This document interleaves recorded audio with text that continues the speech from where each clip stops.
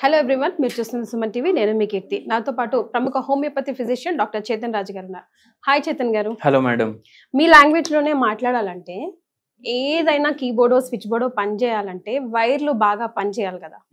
ఆ వైర్లలోనే డ్యామేజ్ వస్తే current pass కాదు, స్విచ్ ఆన్ కాదు. ఏమైందా అని మనం ఆ స్విచ్ బోర్డునే కెలుకుతుంటాం. ఆల్రెడీ ప్రాబ్లం ఉన్నది ఎక్కడ అంటే వైర్లో.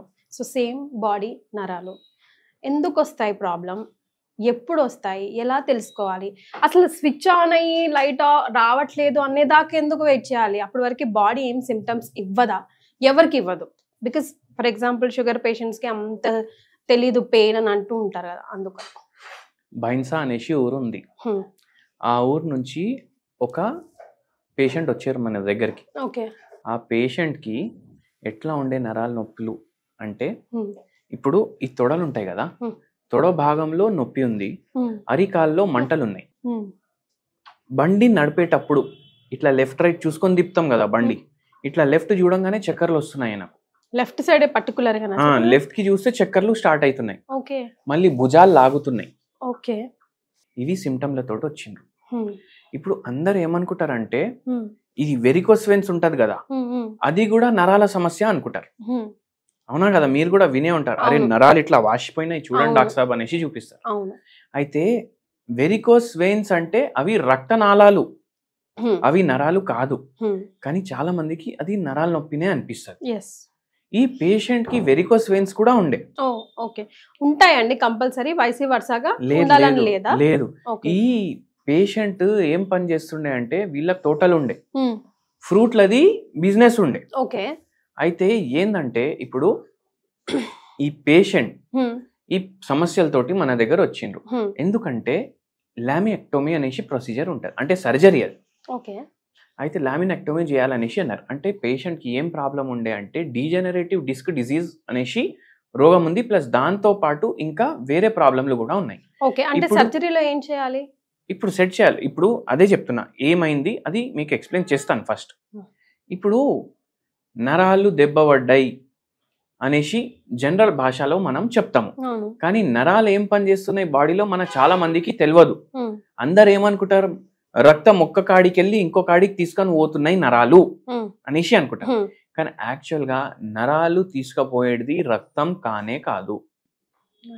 నరాలు ఏం అంటే అది నర్వస్ సిస్టమ్ మన బాడీది. మన బుర్ర ఉంటది కదా, మన బుర్ర ట్రాన్స్ఫార్మర్ అనుకోండి మీరు. ఓకే. అంటే ఒక పెద్ద బ్యాటరీ అని అనుకోండి, లేకపోతే దానికి స్పైనల్ కార్డ్ కూడా ఉంటది.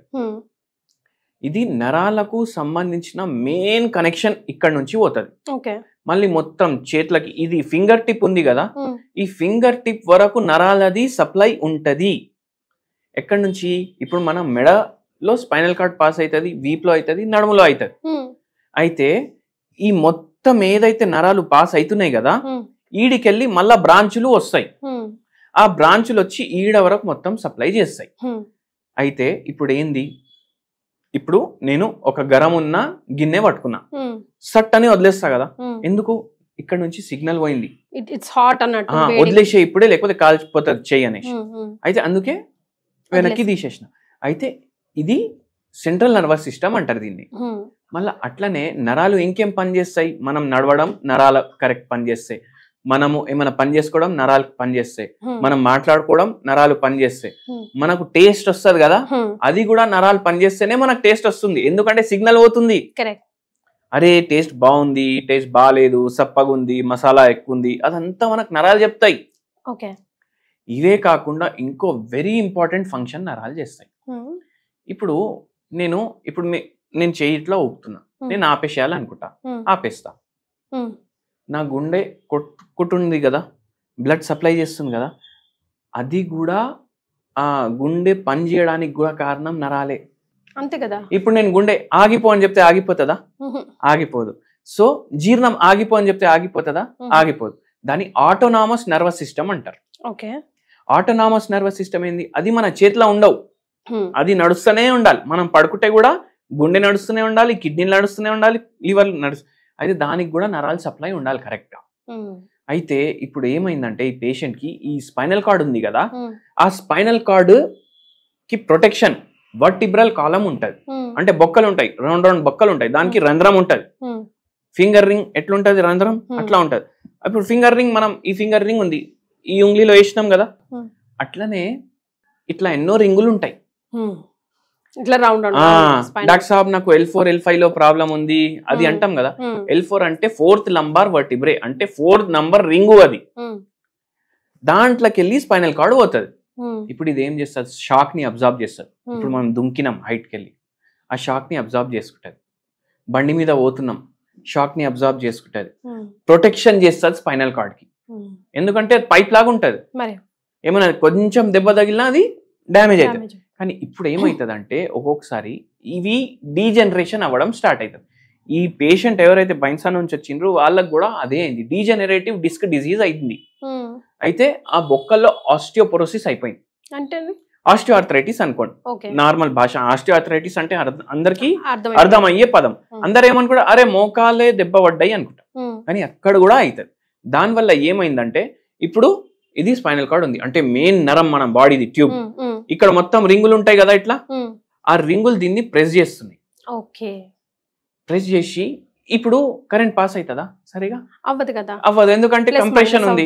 అయితే సడన్ గా షాకులు కొట్టడం, తొడ నొప్పి అవ్వడం, పిక్కల్లో నొప్పి అవ్వడం, అరికాల్లో మంటలు రావడం, మొత్తం బాడీ అంతా ఎక్కడైనా ఎఫెక్ట్ అవ్వచ్చు.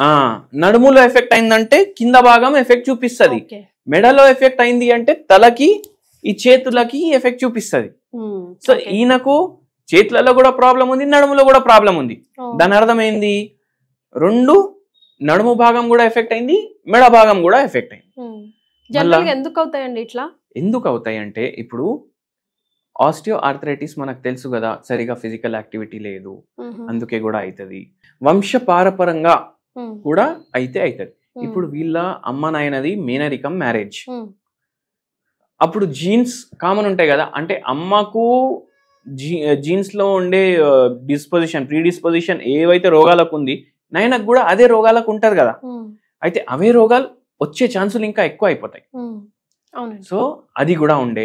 మళ్ళా అన్నిటికన్నా ఎక్కువ ఏంటంటే ఈయనకు పరేషానీలు బాగా ఎక్కువ ఉండే.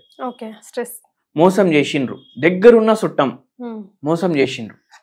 మోసం చేసేసరికి ఆయన తట్టుకోలేకపోయిండు. ఏంది డబ్బులు లాస్ అయిందని కాదు, నాకు ఎవరైతే నేను నా వాళ్ళు అనుకున్నానో వాళ్ళే నాకు మోసం చేసిండు. ఆ మాట దిమాక్లోకి వెళ్ళి దిగట్లేదు ఆయనకు. అట్లా ఆలోచించి ఆలోచించి ఈ ప్రాబ్లంకి వచ్చేసిండ్రు. ఇప్పుడు మెట్లు ఎక్కేటప్పుడు షాక్ వస్తుంది, మళ్ళా ఈ అరి చేతుల్లో మంటలు, ఇట్లా కుజాయించుకోవాలి అనేసి అనిపిస్తుంది. మళ్ళా ఇట్లా ఎర్రగా అయిపోతున్నాయి చేతులు, వేడిగా అయిపోతుంది. అయితే నిద్ర కూడా డిస్టర్బ్డ్ ఉండే. మళ్ళీ దాని తర్వాత నిద్ర పోయినప్పుడు బిల్డింగ్లు కట్టేటట్టు కలలు వస్తున్నాయి. సో ఆ సిమ్టమ్ కూడా తీసుకుంటాం. నరాలు సరిగా పనిచేస్తలేవు, అది కూడా తీసుకుంటాం. అయితే ఇప్పుడు మనం చెప్పినాం కదా, స్ట్రెస్ వల్ల అవుతుంది, వంశపారపరంగా అవుతుంది, ఫ్యామిలీ హిస్టరీ ఉంటే అవుతుంది, మళ్ళా మనం సరిగా ఫిజికల్ యాక్టివిటీ లేకపోతే అవుతుంది. ఇన్ని పరేషానీలు ఈ పేషెంట్కి ఉంది. అయితే ఈయనకు అసలు నాకు బతకాలనే లేదు, ఇప్పుడు చచ్చిపోవాలనేసి ఉంది అనేసి ఆ స్థితికి వచ్చిండు. అయితే మనం మందులు ఇవ్వడం వల్ల మెల్లమెల్లగా ఆయనకు తగ్గిపోయింది. 5-6 నెలల్లో ఆయనకు సిమ్టమ్స్ వెళ్ళిపోయినాయి. మంటలు, తిమ్మిళ్ళు, నొప్పి, మళ్ళీ ఈయనకు ఎన్నో సంవత్సరాలు నుంచి ఉన్న పరేషాని. మళ్ళా మెల్లమెల్లగా ట్రీట్మెంట్ వాడుతూ మనం 1.5 year మందులు వాడిపించినాం. ఎందుకంటే మళ్ళా భవిష్యత్తులో రావద్దు రోగం అనేసి వాడిపించినాం. దాని తర్వాత ఆపేసినాం. అయితే చాలా మంది ఏం చేస్తారంటే పాన్లు, గుట్కాలు, సిగరెట్లు తీసుకుంటారు. ఇప్పుడు యాంటీ ఆక్సిడెంట్లు మనం మాట్లాడతాం కదా, ఈ సిగరెట్లలో ఆక్సిడెంట్లు ఎక్కువ ఉంటాయి, యాంటీ ఆక్సిడెంట్లు ఉండవు. యాంటీ ఆక్సిడెంట్లు అంటే మన బాడీకి మంచివి, కానీ మనం ఆక్సిడెంట్ తింటున్నాం. ఇప్పుడు అందరికి ఏమనిపిస్తుంది, అరే నోట్లోనే పెట్టుకుంటా, మింగను, ఉమ్మేస్తా అనేసి, కానీ అది అంతే హాని చేస్తుంది. అయితే దానివల్ల కూడా నరాలు దెబ్బ పడతాయి. ఈ పేషెంట్కి కూడా అలవాటు ఉండే, సో దానివల్ల కూడా ఇంకో కారణం అది. అయితే స్ట్రెస్ అయితే మేజర్ ఫ్యాక్టర్. మళ్ళీ దాని తర్వాత ఈ పేషెంట్కి తగ్గిపోయింది. ఈ పేషెంట్కి ఒక హోమ్ రెమెడీ కూడా చెప్పినాం మనం. రోజు మీరు గ్రీన్ టీలా నిమ్మకాయ పిండేసి తులసి ఆకులు 4 జర దంచుకొని అవి వేసి బాయిల్ చేసి అట్లా గ్రీన్ టీ తయారు చేసుకొని తాగమని చెప్పినాం. నరాల బలహీనతకి ఇవి మంచిగా పనిచేస్తాయి. తులసి చెట్టు ప్రతి మనిషి ఇంట్లో ఉంటుంది. అవునండి. ప్రతి మనిషిలో ఇంట్లో ఉందంటే ప్రతి మనిషి ఇంట్లో ఒక ఆయుధం ఉంది. నరాల పరేషానీలకు ఒక జవాబు అది. సో అది డైలీ తీసుకోవడం వల్ల నరాల బలహీనతలో తేడా మనకు కొద్దిగా అనిపిస్తుంది. అది పూర్తిగా తగ్గిస్తుంది అని మనం అంటలేం. జర మనకు రిలీఫ్ కావాలి, జర మంచిగా అనిపించాలి. ఎందుకంటే యాంటీ ఆక్సిడెంట్లు కావాలి బాడీకి. సో దానివల్ల ఆ పేషెంట్ కి తగ్గడం అయింది హోమియోపతి మందుల వల్ల. అట్లా మీకు కూడా ఎవరికైనా ఈ నరాలది ప్రాబ్లం ఉంది అంటే ఇది మీరు గ్రీన్ టీలో ఇవి కలుపుకొని తాగండి, మీకు మంచిగా అనిపిస్తుంది. దాంతో పాటు మీరు తీసుకునే హోమియోపతి మందు కూడా చాలా ప్లస్ అవుతుంది. డాక్టర్ చేతన్ రాజు గారి డైరెక్ట్ అపాయింట్మెంట్ కోసం కింద స్క్రోల్ అవుతున్న నంబర్కి కాల్ చేయండి. Thank you so much for joining us అండి. Thank you madam.